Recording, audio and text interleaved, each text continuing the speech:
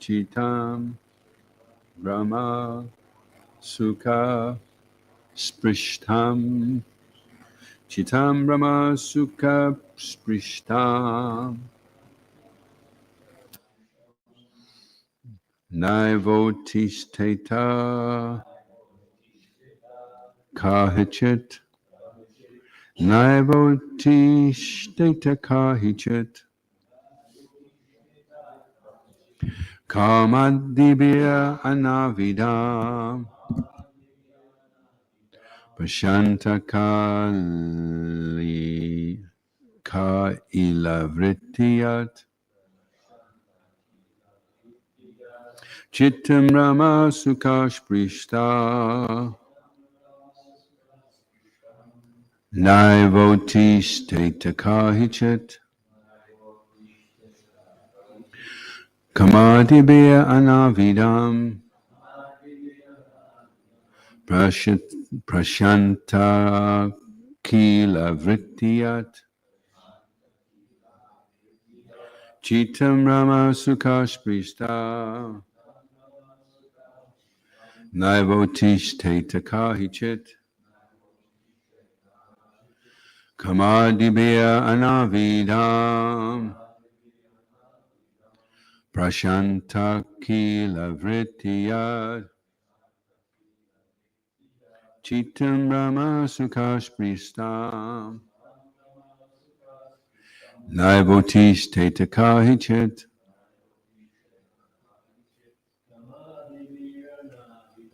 Kamadibya Anavidam.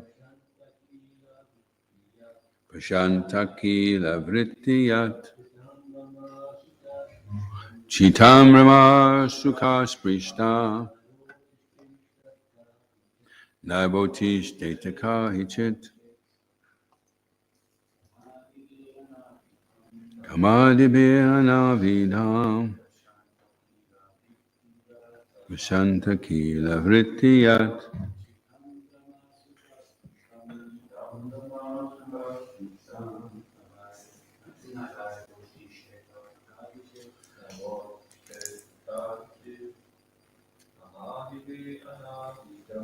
Kamadibya Anavidam.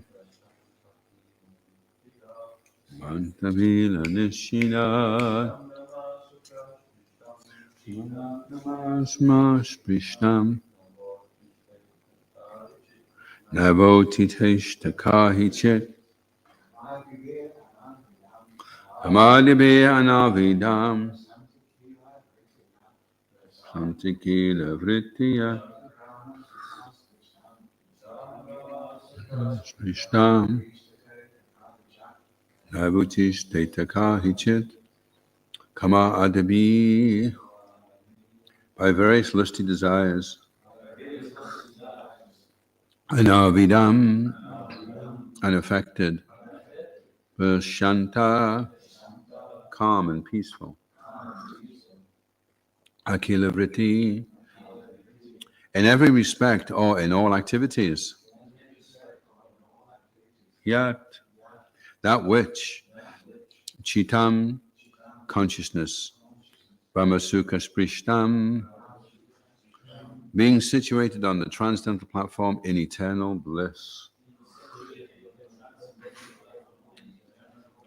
Na, not. Eva, indeed. Utishtita, can come out. Kahahichit, at any time. Haribol. Translation. When one's consciousness is uncontaminated by material lusty desires, it becomes calm and peaceful in all activities. For one is situated in eternal blissful life. Once situated on that platform, one does not return to materialistic activities. So, responsibly, please. When one's consciousness is uncontaminated by material lusty desires, it becomes calm and peaceful in all activities. For one is situated in eternal blissful life. Once situated on that platform, one does not return to materialistic activities. Prabhupada Srila Prabhupada Ki Jai. Brahma Sukha Sprishtam. It is also described in Bhagavad Gita 1854. Brahma Bhuta Prasannatma Nasochiti Nakangshati Sama Sabe Shibuteshu Mad Bhaktim Labate Param. One who is transcendently situated at once realizes the Supreme Brahman and becomes fully joyful. He never laments, nor desires to have anything. He is equally disposed toward every living entity. In this situation, he begins transcendental activities or devotional service to the Lord. Generally, once elevated to the transcendental platform of Brahma Sukha, transcendental bliss, one never comes down. But if one does not engage in devotional service, there is a chance of his returning to the material platform. Aruya krichena param padam tata patantiyado nadriti yusmad angriya. One may rise to the platform of Brahma Sukha, transcendental bliss, but even from that platform, one may fall down to the material platform if he does not engage himself in devotional service.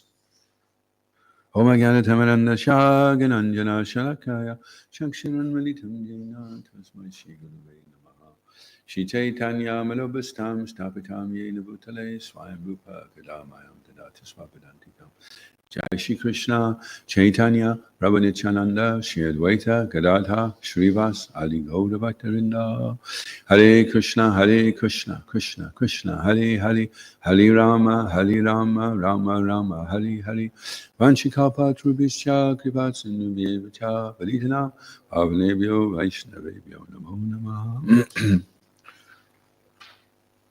There's a verse in the Bhagavad Gita, one whose mind is not disturbed by the incessant flow of desires, but remains steady like the ocean.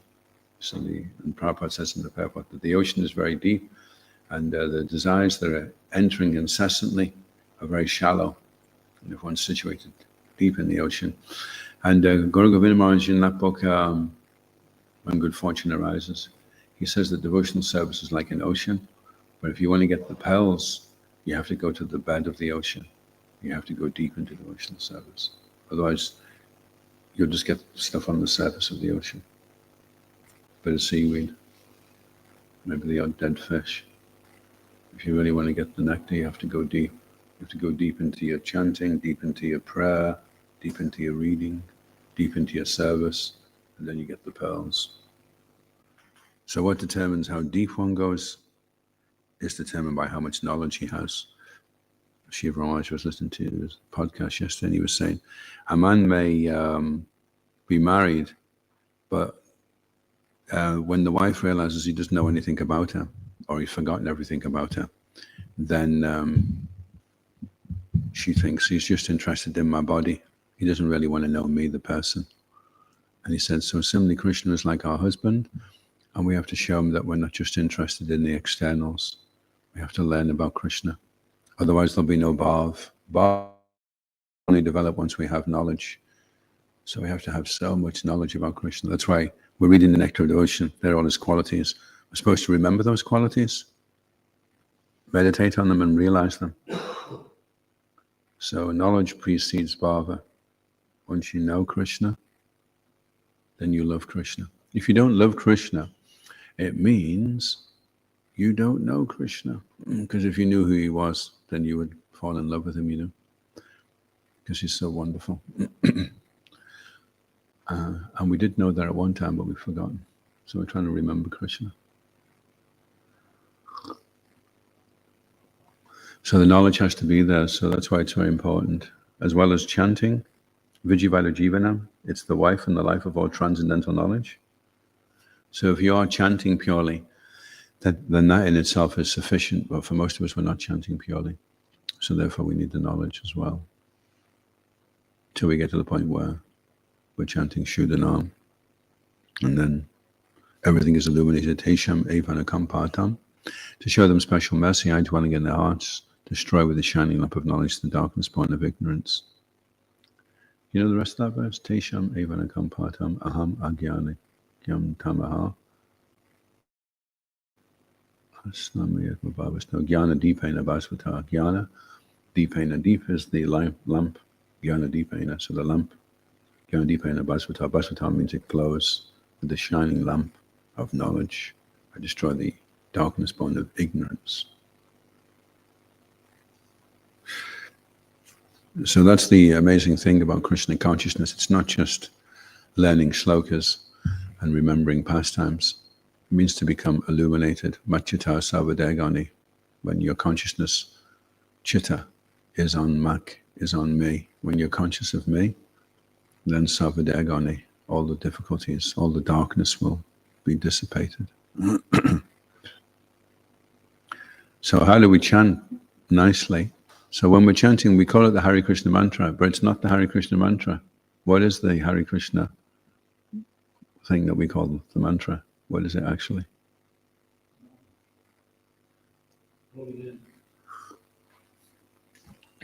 Yeah, Shiv Rama, he put a small book together called Chant More. At the very end, he says it's not actually a mantra, because mantras always start with Om. He says it's a song. And we sing the song to glorify Krishna. So when we're chanting, like with Srila Prabhupada, Hare Krishna, Krishna Krishna, Hare Ram, Ram Ram, Hare Hare. So if it's a song, it's harder to forget the words. You know, like if you ever record yourself chanting japa, you find quite often devotees miss the second Hare Rama, Hare Krishna, Krishna Krishna, Hare Hare, Hare Rama, Rama Rama, Hare Hare. Because they're not really attentive, you know. But if they were singing a song, all the lonely people come from, then you'd know right away, right? There was a word missing.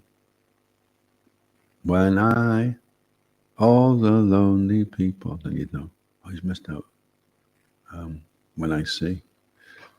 So with the mantra, if it's a song, Hare Krishna, Krishna Krishna, Hare Hare, Hare Rama, Rama Rama, Hare Hare, then it's harder to miss out a word, because it has a form. So Srila Prabhupada, he encouraged the devotees to chant like him, Hare Krishna, Krishna Krishna, Hare Hare, Hare Ram, Ram Ram, Hare Hare, Hare Krishna, Krishna Krishna, Hare Hare, Hare Ram, Ram Ram, Hare Hare. And if we're able to chant the mantra and be attentive to it, but that is such a big difficulty to do that. But if we connect to the mantra and we become absorbed in the mantra, then the mantra is a doorway into consciousness of Krishna, into perception of Krishna, into becoming aware of our relationship with Krishna. And then we become fully joyful. And then Prabhupada, he makes the point that generally if you're elevated to the transcendental platform, then you never come down. But if one does not engage in devotional service, there is a chance of his returning. So I was listening to Srila Prabhupada this morning, and he was quoting this verse, Aruya Kruchena Parampadam, that in the mind they think they're liberated. And he said it's like going up into space. They go 25,000 miles into space, or they go millions of miles into space, but they don't land on a planet, or they don't find a planet that they can live on. So they eventually have to come back down again. So unless you are able to perform devotional service, even though you go very high, you'll eventually have to come down again.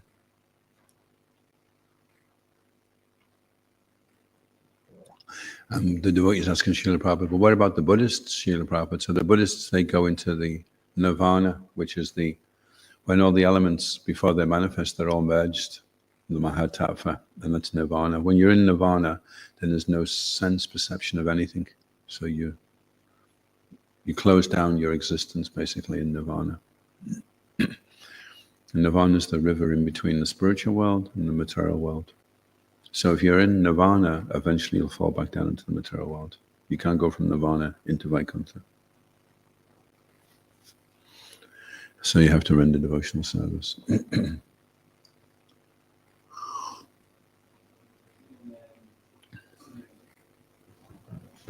was reading that yesterday that nirvana is also a state when someone is free from the influence of the senses. Or nirvana? Is it Nirguna? It was nirvana I read, but my memory's not so sharp. I'll double check that. Nirguna is when you're free from the influence of the modes of nature. Nirvana is the cessation of all experience of anything. It's like going into coma. basically. And the funny thing is, you can be in nirvana. You could be in nirvana for like billions and billions and billions of years, but because there's no experience of anything, when you come out, it's just like you were there for a second. So it's all a waste of time, and it's a lot of austerity to get into nirvana. You have to do all kinds of sense restraint to achieve that. But Srila Prabhupada makes a point, a very powerful point. He says that transcendental bliss is eternal. So the nature of real happiness is that it's eternal. And if it's not eternal, then it can't be real bliss. So part of the blissful feeling is this feeling of permanence that's never going to be taken away from you. Whereas in the material world, we get our little glimpses. We get little glimpses of happiness. We're there on the beach. We're walking our dog. The sun is rising. We feel so happy. The sky is blue. We paid our bills. There's some ice cream in the fridge when we get back. And we're walking on the beach and we feel so happy. But it's just a fleeting glimpse. Then eventually, you have to go back and pay the electricity bill and arrange your funeral, do so many other things, Whereas if you were actually blissful, you would be like that forever. Can you imagine what that must feel like? To know that it's never going to stop. It's just going to always be there. It's like, whew, at last. That's what I'm looking for. Eternal bliss and full of knowledge. So these are all composite aspects of bliss that are, for a person to be truly happy, it has to be permanent, and it has to be with knowledge as well. It has to be fully aware. And then you can call it happiness. And what we have in the material world is a tiny, tiny slither of that, a tiny sense of it being permanent, that it'll last forever. And of course, it always leads to disappointment. And then we try again and again and again and again. And then eventually it leads to a type of madness, that you continually keep trying to do the very thing which you failed so often. And people are doing that because they don't have any alternative other than just to do that. Try and celebrate Christmas this year. We'll try and buy more presents this year and consume more Christmas cake this year. We'll have a bigger Christmas tree this year. We'll send out more Christmas cards this year. This year it's going to happen. This year it's going to be happy. And then by the time it's New Year, everyone's thinking of committing suicide. It's the highest rate of suicide is end of January.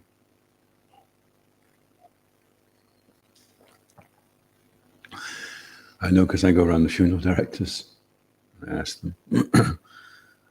And they got a lot in Aberdeen, a lot of suicides throughout the year anyway, but they're really busy around January time.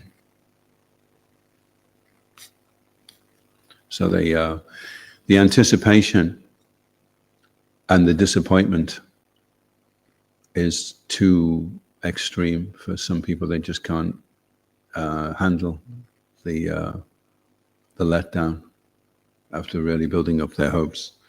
The most intense in part about sense gratification isn't the sense gratification, it's the anticipation of what the sense gratification is going to bring, Once I get this sense object, that'll be me forever. I'll be so happy. And then they get it, and then I'm not happy at all. In fact, I'm worse now. It's like people that are poor, they're excited at the prospect of getting rich. So they're always looking forward. They've got hope. But the people that are rich, they know it's useless. So they've not got any hope. For them, it's hopeless. For people that are poor, then they threw a rat once into an I don't know, like a big bucket of water or something. And they were timing it to see how long it took to drown. It took 16 minutes before the rat drowned. And then they got another rat and they threw it in. Haribo! And after 15 minutes, they pulled it out, patted it, gave it something to eat, and then threw it back in again. And that one lasted for 60 hours. So that's the power of hope. Anyway, people are hoping against hope that this time it's going to be good, you know. That's what keeps them hanging on. And then when they get really let down by everything, then they become hopeless. And I was in newsagents yesterday in Larkhall, and they're all queuing up. And I couldn't believe this because I just met the guy, I'd seen him on the industrial estate, and he'd given a donation. And next minute, I bumped into him again in the shop around the corner, you know, and he was getting, he got a few things to eat. And then a separate thing was his lottery tickets, £40. And somebody had just won in Lesmahago the other day. Do you know who that was, Jananda? Somebody in Lesmahago just won the other day £1 million on a scratch card. But those scratch cards cost £5. So he just gave me a donation, and then he gave twice as much, hoping against hope that this is going to make him happy. Because you can imagine, if you tell an average guy, you've just won £1 million, first of all, he's like, wow. And then a little bit later on, he's not so wow anymore, you know. There was one in Banff, and he won 2 million. And he'd lost it all in about 2 or 3 years, just really bad investments. Everything he touched went wrong, you know. And all the people were disgusted with him. They thought he was such an idiot to waste all that money, you know.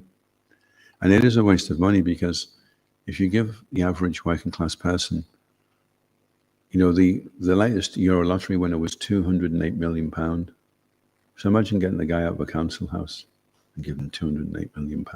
What's he going to do with it? How's he going to know how to use that? How to invest it? He'll be dead in 3 years from alcohol poisoning. He won't have a wife anymore. And you lose all your friends as well, because this guy, he was so fired up he'd won. So he gave all his friends, Haribo. He gave all his friends £25,000. And they were all like, what's this? £25,000? You won 100 million. Come on, you know, don't be so mean. And he was so disgusted, he just went incognito, never saw his friends again, you know, so-called friends. So they're expecting a big cut of the cake. If you win 208 million and your friends know about it, they'll be like, come on, give us $1 million at least. I always say to people, if they do the lottery, you promise you'll give it to the monks. And I said, we're not greedy. You can keep 8 million of it. What would you do, Jainanda, with £208 million?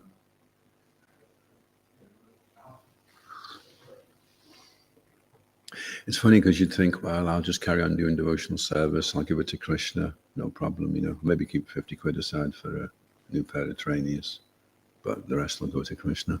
But you'd be surprised, actually, how many people I've seen it, you know, when they do win, these ones that are kind of coming along, as soon as they win, that's forget Krishna consciousness. They're off, you know, off for a world cruise. Because the main reason most people have taken up Krishna consciousness is because they're in distress. So if you take the distress away, okay, see you later. And that's why if you've come to Krishna consciousness because you're in distress, and because Krishna consciousness removes your distress, if you don't come up with a better reason, then you won't continue in Krishna consciousness. As soon as the distress is removed, bye. I'm off to try and enjoy again.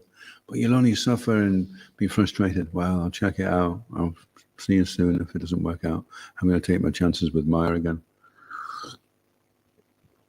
Maya's not that bad. She's quite nice, Maya. You can have a bit of fun with her. More than Krishna. He's just like, get up at 4 o'clock, work hard, learn a sloka. Maya's like, you know, it's okay, have a bar of chocolate. I've got your back. Have a little sleep. It's okay. It's not a big deal. You're tired after all. So that's how she comes over. If she came over as the goddess of illusion, we'd all back off. We'd all know. So she doesn't. She comes over as our friend. She Shikoda Thai Maya Poshashi Ki Jai, She Tulsinath Maharaj Ki Jai, She Girid Harilal Ki Jai, She Nrsimha Bhagavan Ki Jai, She Jagannath Baladev Subhadra Ki Jai. Any questions or comments? Hare Krishna. Yeah, Hare Krishna. Thank you for your class. Yeah, just like a comment. I was reading teachings of Queen Kunti yesterday, and it also came up that she's saying that one can easily approach Krishna who is not materially, who is materially exhausted. Yeah. And then Prabhupada talks about how, respectable parentage, great opulence, high education, body beauty can be like an intoxication, and it seems like that we have like a good ground, but we have to be careful, not intoxicate ourselves with a lot of money and things like that. So, yeah. Of the six opulences, wealth is the most dangerous because wealth can get you what all the other opulences can get you. If you've got wealth, you can get anything else. You can get wherever a strong man gets, wherever a handsome man gets, wherever a learned man gets. You just pay for it. You just go up to a beautiful woman and say, I've got 500 million in the bank. Oh, you're so handsome. Oh, no.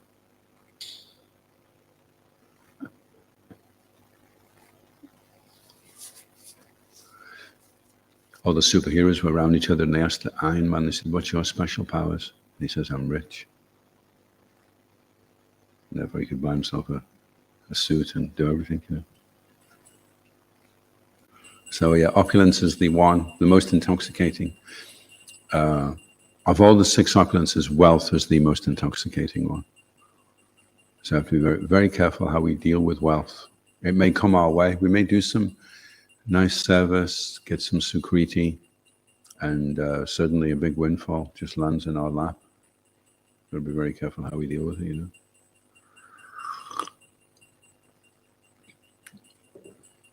If we can use that all in Krishna's service, then that's very good to do that.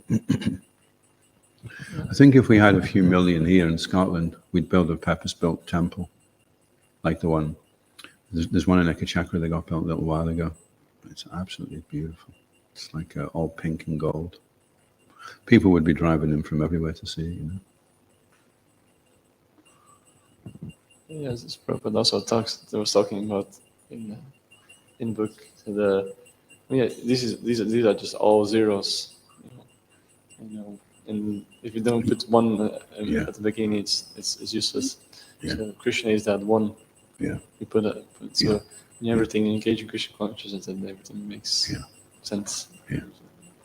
Yeah.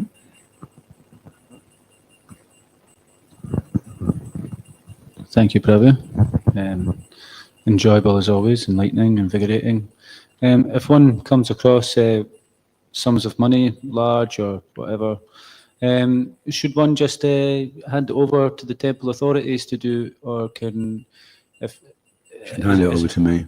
Has one got the ability to spend it for what they see fit in Krishna consciousness, or is that dangerous? Should you just give it away? Yeah, the best is to ask to have it authorized. It's it's a difficult lesson to learn to follow authority and bounce things off them, but it will in the long run save a lot of time. And if we're not so expert in how to deal with money, then like my friend, we were doing Sankirtan together for a long time, and he's from public school, and he eventually moved out and started doing therapy and things. And he still chants and does his Krishna consciousness. And but he's from a background where he's very clever at how he deals with finance, So the way he did it was really clever. He got a house and did it up, and then he rented it out and used the rent to pay for another house and stayed in that. A clever way of doing it. So he's got 2 houses now. And the one that he did up is paying for the one that he's in. So how to deal with the material energy? There has to be a certain amount of good karma there already. And if you look at your history and you see what's my track record when it comes to Lakshmi, and if it's not so clever the way we use it, so generally Shudra is not so good with Lakshmi. So that's why the Shudra was never paid in the Vedic culture. He was given accommodation and facility, but no money. The Vaishyas had the money, and they would invest and generate more wealth, And it's supposed to be, if the system's ideal, then everything works nicely, because the Vaishyas are like the clouds, so they draw in all the moisture, and then they just rain it abundantly, and everyone gets the facility, nice parks, nice houses, nice food, everything's great, if the system's not abused. And then the Kshatriya, he would be the protector, and then the Brahmin would live in a poverty-stricken condition. He would live outside. He couldn't be seduced or tempted or bribed because he wasn't interested.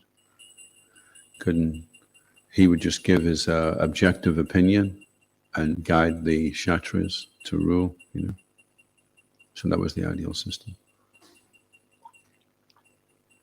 So if we come across, you okay? Still with us?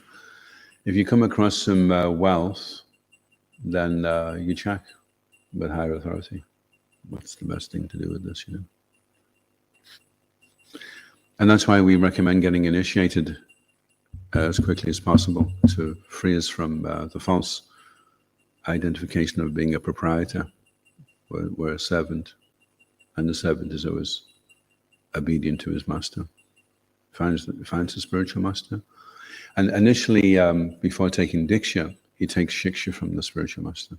So he'll go to him with a problem. The spiritual master will give him an instruction. He applies it, and it works. And then he comes back with another problem, gets an instruction. He applies it, and it works. You got any examples, Jananda, of going to the spiritual master? I haven't said it yet.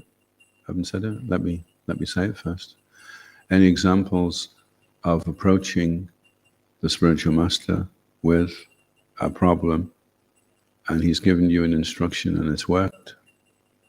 You've never done that, no? You've never had that happen to you, no? Never. Nothing. Never had any problem where you've needed an instruction from the spiritual master? Generally we do that. We run up against some problems, some difficulties, and then we approach the spiritual master.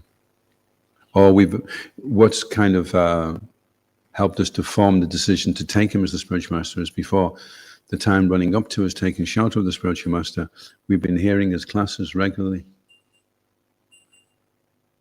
And because we've been hearing them, we become very enthused and encouraged. And then we think, I'd like to take him as my spiritual master. At least that's supposed to be the system. I remember talking about that. Sometimes they say that people are less and they apply to them, if they too long, right? So I asked them, if you never stay in it, it's longer treatment. Because you're afraid of people you have to see it first. Right?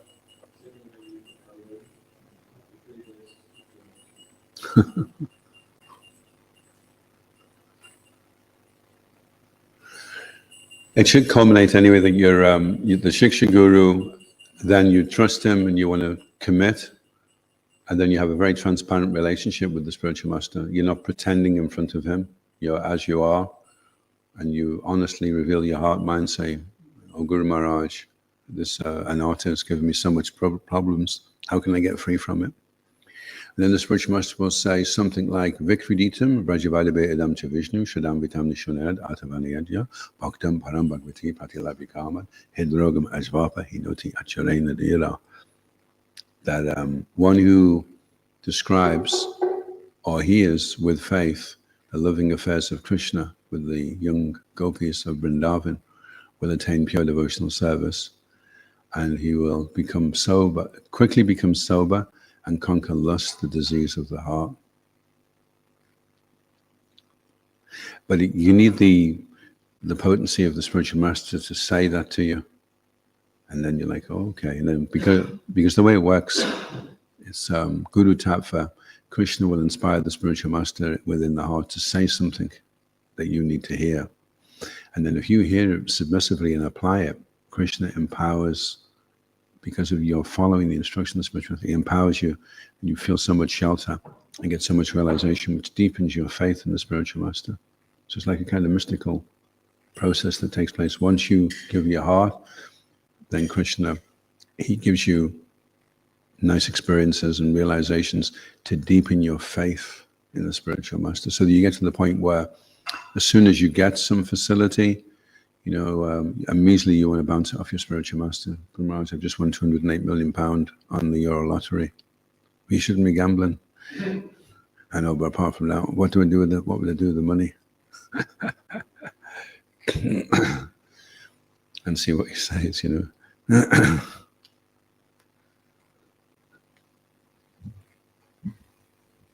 And because he's Guru Tattva, it means he's Jiva Tattva, empowered either by Nityananda or Radharani.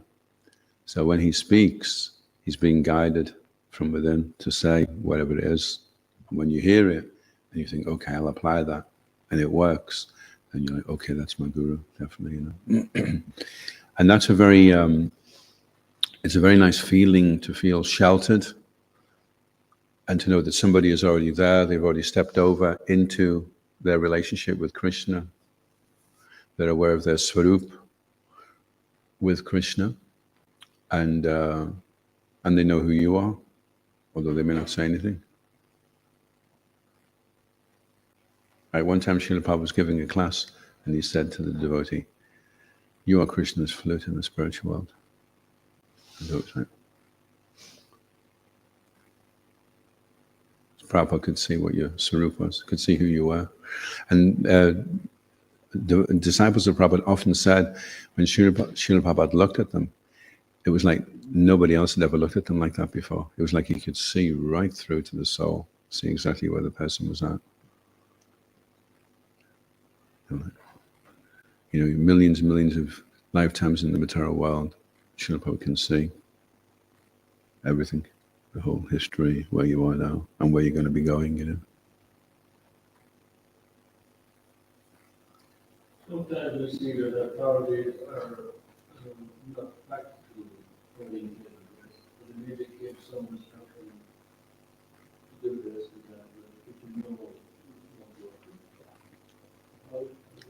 Yeah, thank you for the question, Prabhu. Yeah, actually I was reading just this very morning, and When Good Fortune Arises, which is an amazing book, if you get a chance to read it. And the devotees were coming to go to Govinda Maharaj, and they were saying some of the gurus have fallen away, some of the GBC are making mistakes. Should we go somewhere else? And Govinda Maharaj was saying, if you want to please Srila Prabhupada, then you stay in the society and you work with the authorities that you have. And they may make mistakes, but we don't leave the society. We work with it. We tolerate that. And organizationally, because from a spiritual point of view, you could say, oh, well, I've taken this spiritual master in ISKCON, but there's this other spiritual master, and he's in the Gaudiya, and he seems a lot more elevated. I think I want to go to him instead. So you go to him instead because spiritually, you're thinking it's going to be better for you. This person is more advanced. Well, by doing that, you're displeasing Srila Prabhupada. And if you're displeasing Srila Prabhupada by not staying loyal in this society, then you don't get the special blessings that you get if you please Srila Prabhupada by being in the society and cooperating. So you step out, you don't get that mercy flow anymore. So you stay in the organization, you tolerate the inevitable mistakes that will be there because we're a society that's a work in progress. And we have made mistakes, but we've learned to one degree or another from those mistakes. And because we're a work in progress, and we're patiently waiting for things to balance out as the devotees become more advanced and more realized themselves,